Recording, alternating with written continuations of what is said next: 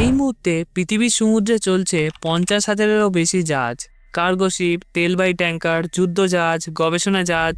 Satellite থেকে দেখলে এগুলো যেন জলের উপর জ্বলজ্বল করা পিঁপড়ে। কিন্তু এত আধুনিক প্রযুক্তির যুগে একটা জাহাজ আছে যেখানে ঢুকতে আজও ভয় পায় অভিজ্ঞ ক্যাপ্টেনরা। স্যাটেলাইট থেকে দেখলে এখানে দেখতে পাবেন একটাও জাহাজ নেই।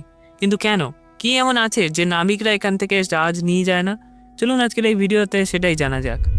মানুষ যখন সমুদ্রের সব থেকে ভয়ঙ্কর জায়গার কথা ভাবে তখন প্রথমেই মনে আসে বারমুদা ট্রায়াঙ্গেল। সিনেমা, ইউটিউব, বই সব জায়গায় বলা হয় এখানে জাহাজ উধাও হয়, প্লেন হারিয়ে যায়, কম্পাস কাজ করে না। কিন্তু বাস্তবতা হলো প্রতিদিন শত শত জাহাজ নিয়মিত বারমুদা ট্রায়াঙ্গেল পেরিয়ে যায়। ক্রুজ শিপ, তেলবাহী জাহাজ, কার্গো ভেসেল, এমনকি বিলাসবহুল লাক্সারি লাইনারও। আধুনিক নেভিগেশন, স্যাটেলাইট ও আবহাওয়া পূর্বাভাসের যুগে বারমুডা আজ আর কোনো নো গো জোন নয়। স্যাটেলাইট ইমেজেও আপনি সেটা দেখতে পারবেন। কিন্তু পৃথিবীতে এমন একটি জায়গা আছে যেখানে অধিকাংশ জাহাজ যেতে চায় না, যেখানে ক্যাপ্টেনদের বুক কাঁপে। স্যাটেলাইট ইমেজেও সেটাও স্পষ্ট, একটাও জাহাজ নেই। সেই জায়গার নাম ড্রেক প্যাসেজ।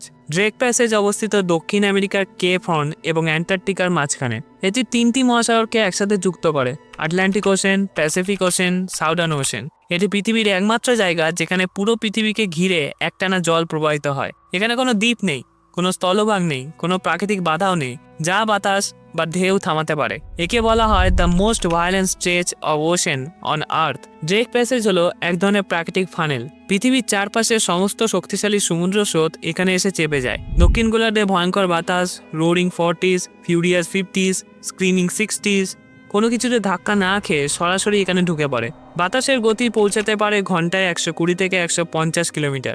ঢেউয়ের উচ্চতা প্রায় 12 থেকে 18 মিটার, কখনো কখনো 20 মিটারেরও বেশি। এটাই যেন সমুদ্রের ভিতরে এক যুদ্ধক্ষেত্র। ড্রেক প্যাসেজের প্রস্থ প্রায় 800 থেকে 1000 কিলোমিটার, গভীরতা 4000 থেকে 800 মিটার পর্যন্ত। এত গভীর জলে ঢেউয়ের শক্তি কখনোই নষ্ট হয় না। উপরের ঝড় আর নিচের গভীর স্রোত একসাথে কাজ করে, ফলে সৃষ্টি হয় কিওটিক ওয়েভ সিস্টেম, যেখানে ঢেউ যে কোনো দিক থেকে আঘাত করতে পারে। ড্রেক প্যাসেজের জল প্রায় সব সময় 0 থেকে 2 ডিগ্রি সেলসিয়াস। কেউ যদি পড়ে যায় 2 থেকে 3 মিনিটের শরীর অবশ, 5 মিনিটের শ্বাস বন্ধ, উদ্ধার প্রায় অসম্ভব। হেলিকপ্টার উঠতে পারে না, লাইনবোট নামানো প্রায় মৃত্যু। এখানে ভুল মানেই নো সেকেন্ড চান্স। আধুনিক প্রযুক্তি থাকা সত্ত্বেও এই জায়গাকে হাই রিস্ক রুট ধরা হয়। শুধু গবেষণা জাহাজ, সামরিক জাহাজ, আন্টার্কটিক এক্সপেডিশন এই পথ নেয়। এমনকি অভিজ্ঞ নাবিকরাও ড্রেক প্যাসেজ পেরোনোর আগে নিজেদের শেষ উইল তৈরি করে। ড্রেক প্যাসেজ হলো আন্টার্কটিকা সার্কুমপোলার কারেন্ট অর্থাৎ এসিসির ঘর। এসিসি পৃথিবীর সবচেয়ে শক্তিশালী সমুদ্র স্রোত। প্রতি সেকেন্ডে প্রায় 130 থেকে 150 মিলিয়ন ঘনমিটার জল এই পথ দিয়ে প্রবাহিত হয়। তুলনা করলে পৃথিবীর সব নদী মিলিয়েও যত জল বয়ে যায় তার থেকেও বেশি। ঝড়ের সময় জল গতি 4 নটের থেকে বেশি, প্রায় 7 থেকে 8 কিমি পার ঘন্টা ছাড়িয়ে যায়। এই স্রোত কোনো মহাদেশে থামে না, এটি পুরো আন্টার্কটিকা ঘুরে পৃথিবীকে বেষ্টন করে। এখানে বরফ ঠান্ডা আন্টার্কটিক জল মুখোমুখি হয় উত্তরের তুলনামূলক উষ্ণ স্রোতের ঠান্ডা ও গরম জলের সংঘর্ষে তৈরি হয় ভয়ানক তাপমাত্রা ও চাপের পার্থক্য। পৃথিবীর অন্য কোনো জায়গার মতো এখানে বাতাস থামানোর জন্য কোনো মহাদেশ নেই, ফলে বাতাস একটানা ছুটে আসে। বাতাসের গতি সহজেই 100 থেকে 120 কিমি পার ঘন্টা ছাড়িয়ে যায়। এখানে কিছু জায়গায় জাহাজ হঠাৎ ভয়ঙ্করভাবে দুলতে থাকে।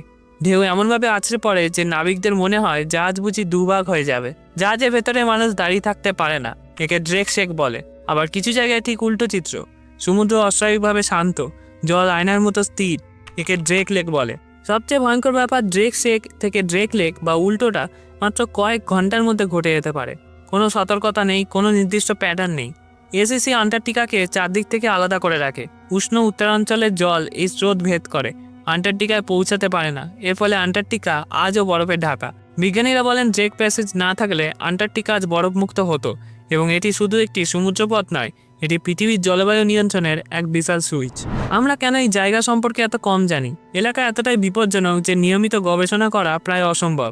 স্যাটেলাইটও এখানে সমস্যায় পড়ে। ঘন ঝড়, মেঘ, তীব্র বাতাস, খুব কম গবেষণা জাহাজ দীর্ঘ সময় এখানে টিকে থাকতে পারে। অধিকাংশ তথ্য এসেছে সেই জাহাজগুলো থেকে যারা কোনোভাবে প্রাণে বেঁচে ফিরে এসেছে। তাই আজও ড্রেক প্যাসেজ পৃথিবীর সবচেয়ে কম বোঝা অথচ সবচেয়ে শক্তিশালী অঞ্চলগুলোর একটি। এই অঞ্চলে বাস করে জায়ান্ট আলবার্টস, যাদের ডানার বিস্তার পৃথিবীর যে কোনো পাখির মধ্যে সবচেয়ে বেশি, প্রায় 3.5 মিটার পর্যন্ত।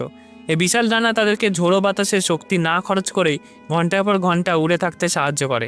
এই উত্তর সমুদ্রে দেখা যায় নীল তিমি, হ্যামব্যাক তিমি এবং ফিন হোয়েল। অবিশ্বাস্য হলেও সত্য, এই তিমিরা ড্রেক প্যাসেজের প্রচণ্ড ঢেউ ও ও ঠান্ডা জলের মধ্যেই খাবার খায়, কারণ এখানে গভীর স্রোত থেকে উঠে আসে প্রচুর ক্রিল ও প্ল্যাঙ্কটন, যা তিমিদের প্রধান খাদ্য। সিল ও পেঙ্গুইন এখানকার সবচেয়ে নিখুঁত অভিযোজিত প্রাণী। এদের শরীরে ঘন চর্বির স্তর থাকে, যে হিমশীতল জলে শরীরের তাপ ধরে রাখে। পেঙ্গুইনদের হাড় শক্ত ও শরীর ভারী, যাতে ঢেউ তাদের ছুঁড়ে ফেলতে না পারে। শতাব্দীর পর শতাব্দী ধরে নাবিকরা ড্রেক প্যাসেজে অদ্ভুত মানসিক সমস্যার কথা বলে এসেছে। অনেক অভিজ্ঞ নাবিক এখানে এসে দিশেহারা অনুভব করে, এমনকি দিক নির্ণয় যন্ত্রও ঠিক থাকলেও। প্রচণ্ড ঢেউয়ের কারণে সৃষ্টি হয় চরম ক্লান্তি ও বমিভাব। এই ক্লান্তি শুধু শারীরিক নয়, মানসিকও। মানুষ অনুভব করে যেন সমুদ্র তার উপর চাপ সৃষ্টি করছে। অনেক নাবিক রিপোর্ট করেছে জাহাজের নিচ থেকে যেন গর্জনের মতো শব্দ আসে। বাস্তবে এটি গভীর স্রোত ও জলের নিচে ঢেউয়ের সংঘর্ষ, কিন্তু অন্ধকার রাতে এটি ভয়ঙ্কর মনে হয়। এখানে সমুদ্রকে জীবন্ত মনে হয়। ঢেউয়ের আচরণ অনিয়মিত, অপ্রত্যাশিত, ফলে প্রশিক্ষিত নাবিকদের মধ্যেও জন্ম নেয় এক ধরনের আদিম ভয়। ড্রেক প্যাসেজের নাম রাখা হচ্ছে স্যার ফ্রান্সিস ড্রেকের নামে। তিনি ছিলেন ইংরেজ নৌ ক্যাপ্টেন, অভিযাত্রী ও স্প্যানিশদের কাছে কুখ্যাত প্রাইভেটিয়ার।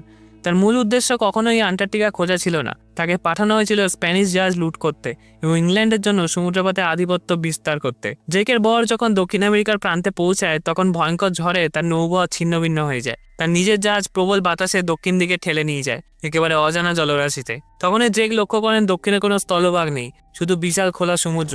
এই আবিষ্কার প্রমাণ করে দেয় যে দক্ষিণ আমেরিকার নিচে একটি উন্মুক্ত মহাসাগর রয়েছে। এতে বিশ্ব মানচিত্র চিরতরে বদলে দেয়। এখানে সৃষ্টি হয় পৃথিবীর সবচেয়ে বড় অনিয়ন্ত্রিত ঢেউ, যাদের কোনো নির্দিষ্ট দিক নেই। একাধিক শক্তিশালী স্রোত একসঙ্গে সংঘর্ষে লিপ্ত হয়। আটলান্টিক, প্রশান্ত ও দক্ষিণ মহাসাগরের স্রোত, বরফখণ্ড এখানে নীরবে ভেসে আসে, যেগুলো রাডারে ধরা পড়ে না। ঢেউয়ের চাপ জাহাজের কাঠামোর উপর চরম স্ট্রেস সৃষ্টি করে। আধুনিক জাহাজের নিয়ন্ত্রণ হারায়। 2007 সালে ভাইকিং পোলারিস নামে একটি আন্টার্কটিক ক্রুজ জাহাজ ড্রেক প্যাসেজে প্রবেশ করে। হঠাৎ একটি বিশাল ঢেউ আঘাত করে জাহাজটিকে। ইঞ্জিন বিকল হয়ে যায়, বিদ্যুৎ চলে যায়। যাত্রী ও ক্রুদের উদ্ধার করা হয়, কিন্তু বেঁচে থাকা পুরোপুরি নির্ভর করেছিল ভাগ্য ও সঠিক সময়ের উপর। এই সমুদ্র কোনো রেকর্ড রাখে না, তবু কেন মানুষ যায় সেখানে? আন্টার্কটিকা যাওয়ার সবচেয়ে দ্রুত পথ হচ্ছে এটি। বৈজ্ঞানিক গবেষণা ও সামরিক মিশনের জন্য বিকল্প নেই। মানুষ জানে বিপদ আছে, তবুও চ্যালেঞ্জ নেয়। হাজার হাজার জাহাজ পৃথিবীর সমুদ্র শাসন করে। স্যাটেলাইট প্রতিটি ঢেউ নজরে রাখে। প্রযুক্তি মানুষকে সমুদ্রের রাজা বানিয়েছে, কিন্তু এখানে নয়। ড্রেক প্যাসেজ কাউকে পরোয়া করে না। তুমি কে সেটা এখানে অর্থহীন। এই ভিডিওটা যদি ভালো লাগে তাহলে এই ভিডিওটা দেখুন। চ্যানেলটা অবশ্যই সাবস্ক্রাইব করুন। খুব তাড়াতাড়ি আসছি আরেকটা ভিডিওর সাথে। ধন্যবাদ।